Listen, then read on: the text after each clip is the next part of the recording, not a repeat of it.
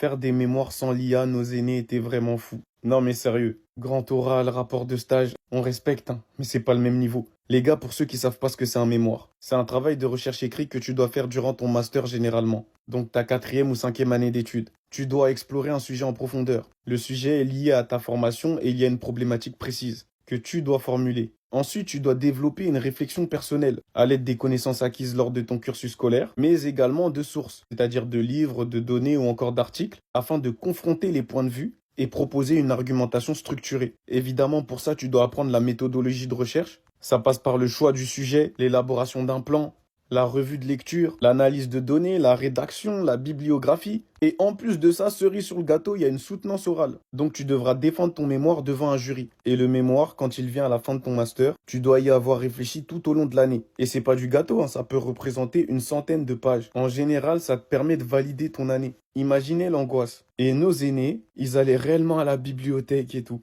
En plus de leur charge de travail habituelle, on parle de grosses charges de travail en études supérieures, et s'ils font du sport à côté ou qu'ils ont déjà une activité professionnelle, je sais pas comment ils faisaient. C'est une pression pas possible. Aujourd'hui, avec la technologie qu'on a, franchement, très peu vont aller se casser la tête. Déjà qu'on se sert déjà de l'IA pour réviser, certains pour tricher. Non, franchement, une chose à dire, respect.